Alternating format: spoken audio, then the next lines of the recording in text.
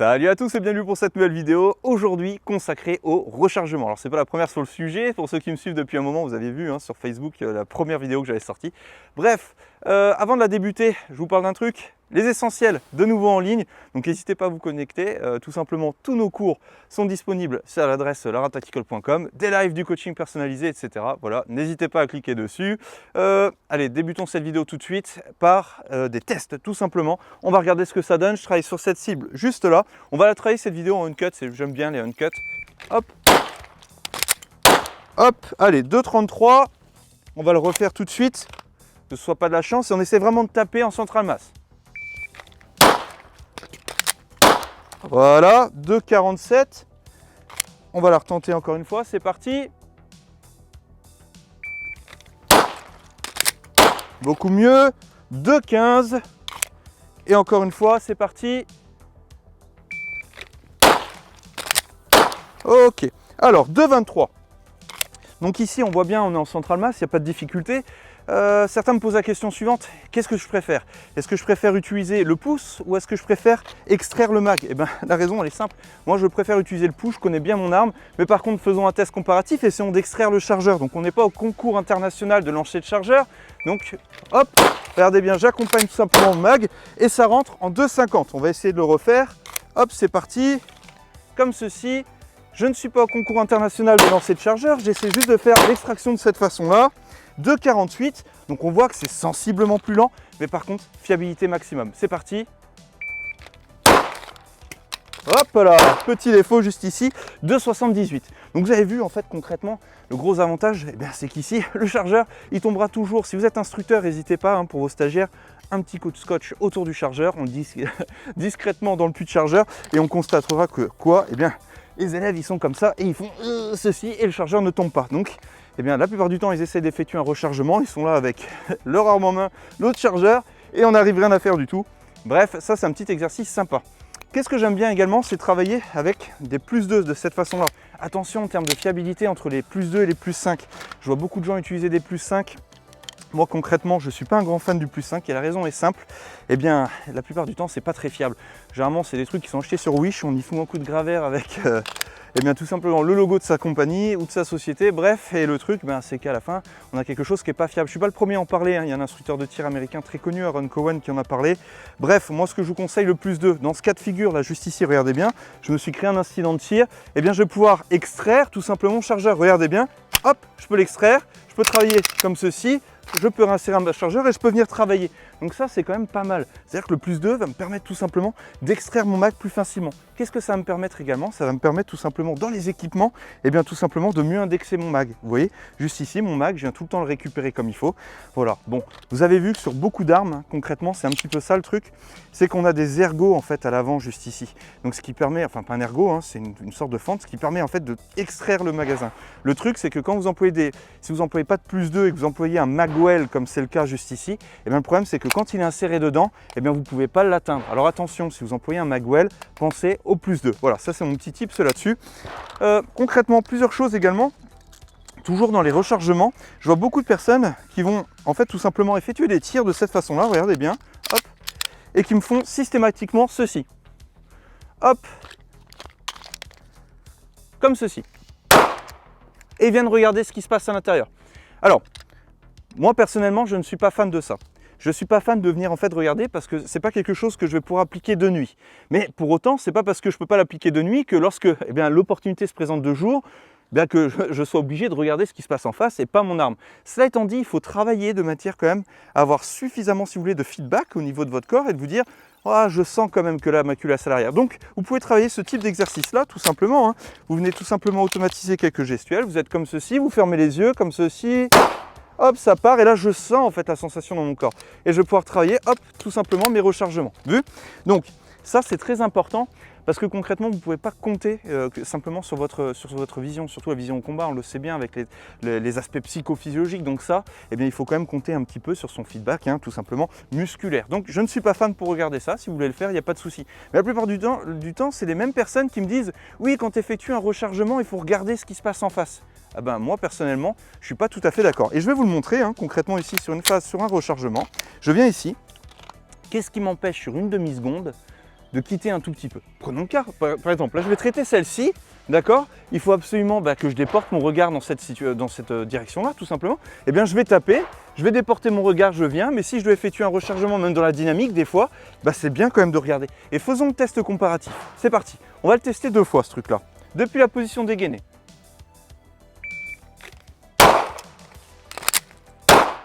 Impeccable, je suis en 3 secondes. Maintenant, tonton sans regarder, tout simplement, dans la dynamique.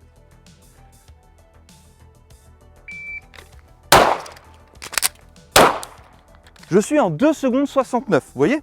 Comme quoi, il y a une petite différence, certes. Ça étant dit, est-ce que c'est dû au fait que là, j'ai pris le pli et puis que je vais un petit peu plus vite? Moi, je ne crois pas que ça fasse une réelle différence significative. Le 0,10, franchement, pour regarder son puits de chargeur et être sûr que tout est bien aligné, moi, personnellement, je ne considère pas que ce soit une erreur. Mais, encore une fois, libre à vous. Parce que, encore une fois, ça, est-ce que je peux le travailler de nuit? Peut-être que je n'y verrai pas bien. Donc, vous avez une petite astuce, moi, que j'applique plus trop, en fait. En réalité, je l'appliquais, c'est une période. Et puis après, j'ai vite arrêté parce que ça ne me servait plus non plus à grand chose. Concrètement, c'est au niveau du puits de chargeur de le peindre, alors juste en blanc. Vous voyez, je m'écarte un peu pour éviter que le focus soit trop, mais vous pouvez peindre l'intérieur un petit peu en blanc, ce qui vous permettra en fait tout simplement d'y voir un petit peu plus clair la nuit, tout simplement. Et sur le chargeur, ce que vous pouvez faire également, c'est une grande trace blanche également. Ça, vous le faites au Posca. Comme ça, vous vérifiez bien que tout est bien aligné. C'est une petite astuce, je l'ai utilisé pendant longtemps et puis après, je vois plus trop l'intérêt, donc du coup, j'ai arrêté. Mais par contre, c'était bien pour me faire progresser. Voilà, n'hésitez pas à faire ça, c'est pas mal aussi. Alors, toujours dans les rechargements, la plupart du temps, les gens vont me dire ceci, ils vont me dire, bon, maintenant que tu nous as parlé de l'extraction, c'est bien, voilà, tu préfères peut-être faire de l'extraction, ça je parle surtout pour les militaires, peut-être, voilà, dans des zones un petit peu où c'est pas très propre, l'environnement, etc. C'est peut-être mieux finalement, ok. Ça étant dit, maintenant qu'on a débarrassé les chargeurs, est-ce qu'il n'y a pas que cette méthode-là? Est-ce qu'il y en a d'autres? Ben oui, il y en a d'autres, alors vous regardez bien. Hop, je vais prendre un chargeur vide. Première méthode qui existe, la gravité. La gravité fait bien son boulot. Deuxième, un mouvement hop de swipe de cette façon-là. Quand je suis allé au SHOT Show il y a 2 ans maintenant, ou il y a 1 an, pardon. Concrètement, les mecs de chez MacPool le faisaient vachement, ça claque des mouvements inertiels de cette façon-là. Ils disaient là, non, fais un mouvement inertiel, Johan. Moi, je disais, ouais, je sais pas, je préfère la gravité, etc. Vous pouvez faire un mouvement de marteau également, vous pouvez le voir notamment pour ceux qui travaillent avec du matériel spécifique. Ça peut être très intéressant, voilà, ou sur le combat d'hommes blessés pour aider à l'extraction. Bref, vous l'avez compris, il n'y a pas qu'une seule méthode, il y en a plein. Choisissez celle qui vous convient le mieux, ok? Donc, hop. Qu'est-ce qu'on va pouvoir travailler d'autre également dans les rechargements? La plupart du temps, les gens me disent, mais attends, tu sais que le rechargement il va intervenir. Et ça, franchement, ça fait toute la différence. Tu ne ferais pas les mêmes temps si tu ne le savais pas. Alors, si je tire 5 coups juste avant, ça va être difficile d'évaluer le split time. Mais il y a bien des solutions pour travailler tout ça. Sauf qu'à un moment donné, il faut séparer la technique pure, c'est-à-dire le mouvement, la gestuelle, il faut l'isoler. Mais une fois qu'on l'a travaillé, il faut travailler sur les aspects cognitifs. Alors pour travailler sur les aspects cognitifs, c'est pas bien compliqué. Vous prenez des chargeurs de cette façon-là et vous venez faire ce qu'on appelle tout simplement du cross-loading. Donc hop là, celle-là elle est tombée, c'est le vent. Hop, on ira la ramasser juste après. Vous voyez, là je mets 3 coups peut-être à l'intérieur. Dans l'autre, juste ici, je vais en mettre un petit peu aussi. Vous voyez, tout simplement, quelques coups comme ceci. Et je ne compte absolument pas les coups. Et ensuite, regardez bien, j'inverse mes mags. Voilà, je fais rien d'autre que ça, je les inverse. Et je viens mettre tout simplement mon mag, clac, dans mon chargeur. Et bon, on va la ramasser du coup. Hop là. Ça tombe bien, on va s'en servir comme cible, c'est impeccable. Fallait pas qu'il se fasse remarquer, c'est tant pis pour lui. Alors, ce que je vais faire, comme je vous le disais juste avant, j'ai mis en fait un nombre de coups et je ne sais pas combien de coups j'ai dans mes chargeurs, ce qu'on appelle du cross-loading. Et là, justement, je vais travailler là-dessus, sur cet aspect spécifique. C'est parti.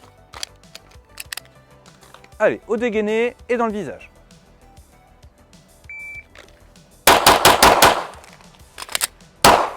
Impeccable. Et donc à ce moment-là, je suis surpris finalement par l'arrêt de mon arme. Je ne suis pas venu l'analyser, tout simplement. J'ai bien compris que ma culasse était bloquée à l'arrière, mais ça m'a permis de travailler sur cet aspect-là. Et je peux le recommencer encore une fois. Là, par exemple, je n'ai pas une capacité que je comprends, que je connais, enfin peu importe. Tac, hop. Donc là, je ne peux pas le prévoir et je repars pour cette phase-là. C'est parti.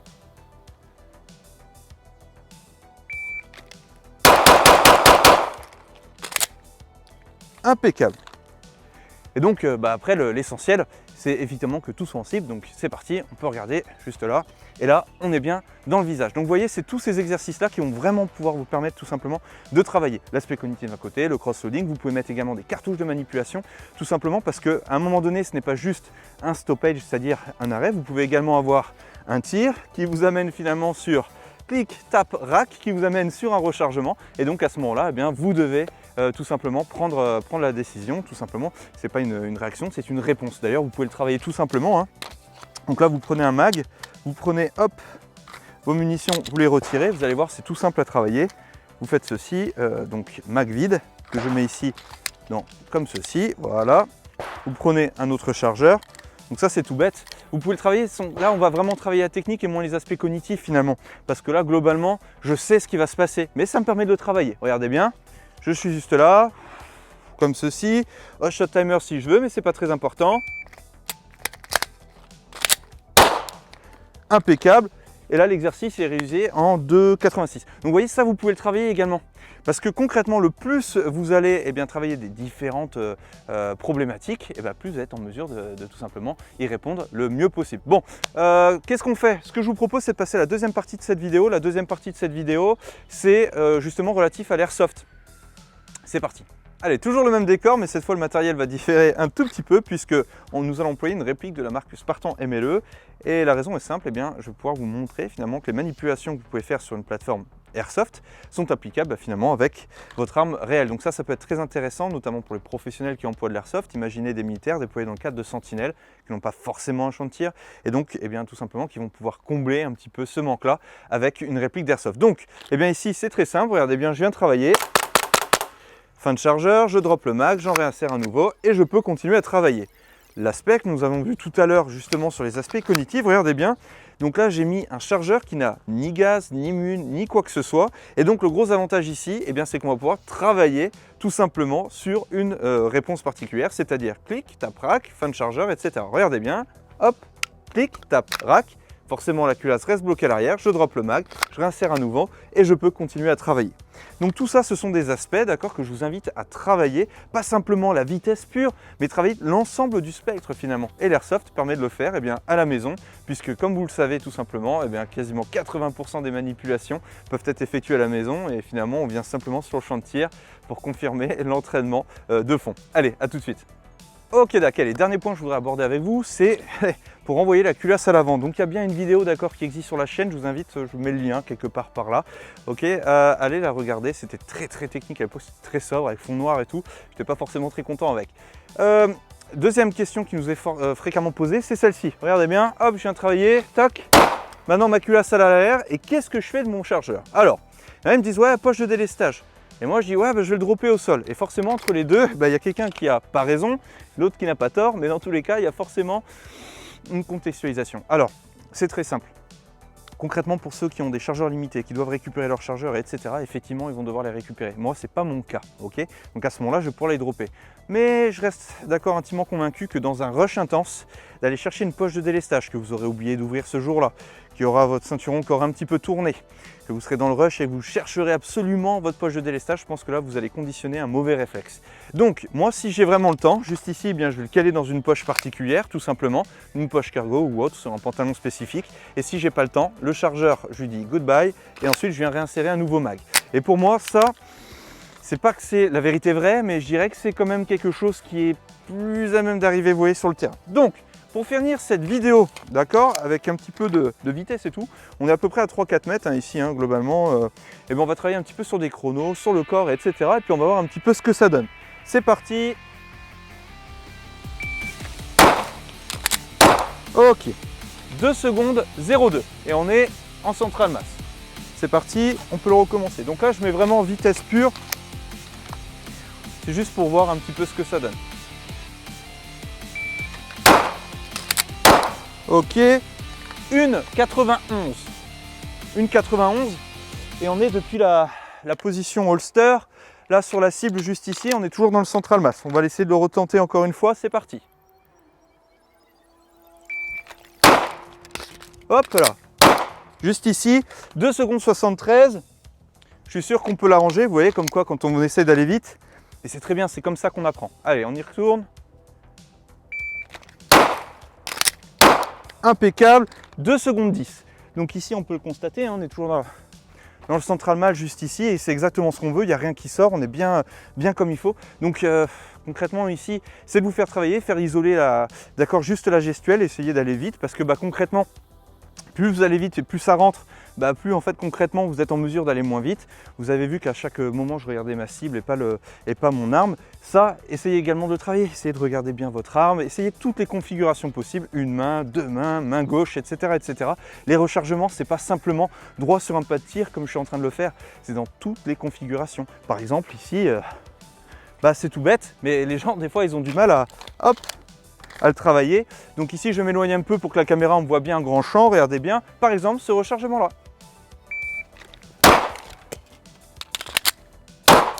Et ici qu'est-ce qu'on s'aperçoit? C'est nettement moins rapide, mais ça peut coller à la réalité du terrain. On va le refaire juste ici. Je vais travailler côté droit, je peux le travailler également côté gauche. Je peux le travailler ici en allant au sol, je peux le travailler avec une main. Ok, on va le recommencer comme ceci.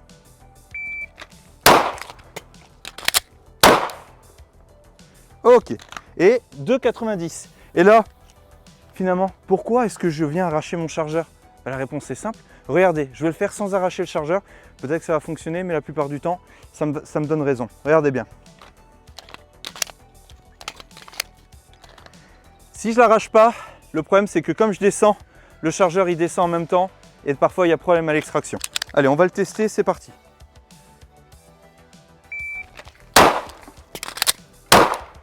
Là pour le coup c'est bon, 2 secondes 41, mais vous voyez, parfois le fait que je descende et que je viens d'incliner déjà mon arme prêt à sortir le mag pour pouvoir réinsérer l'autre, parfois il reste bloqué. Donc vous voyez, il faut aussi s'adapter un petit peu en fonction de tout ça.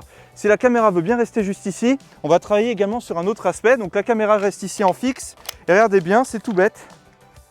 Hop, je prends 2 ou 3 petites munes qui traînent, toujours avoir 2-3 petites munes, mais par contre faites pas une machine à laver. Hop, regardez bien, sinon on les retrouve. Je pense qu'on est nombreux à avoir ça. Regardez bien juste ici, je viens ici, hop, chargeur vide. Vous pouvez vous entraîner également à ça. Regardez, bouge pas. Je viens là, je prends un plot particulier. Je viens ici, je dégaine. Hop, j'exerce mon mag. Et je viens travailler de cette façon-là, tout simplement. Donc ça, ce genre d'aspects également sont très intéressants à travailler. Puisque là, je mets de la dynamique. Je le teste une fois. Je peux également le travailler encore une deuxième fois. Regardez bien. Hop, de cette façon-là. Je viens retravailler. C'est parti.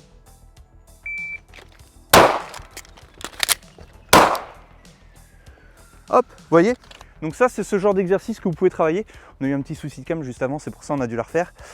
Voilà, les rechargements, tout ça pour vous dire que c'est pas simplement droit statique sur son champ de tir à venir taper des petites gommettes, c'est l'ensemble du spectre qu'il faut travailler. N'hésitez pas à mettre du dynamisme, n'hésitez pas à mettre du mouvement. Voilà, j'espère que ça vous a plu, n'hésitez pas à lâcher des commentaires bien évidemment. Et puis, je vous dis à très bientôt pour une prochaine vidéo. Ciao!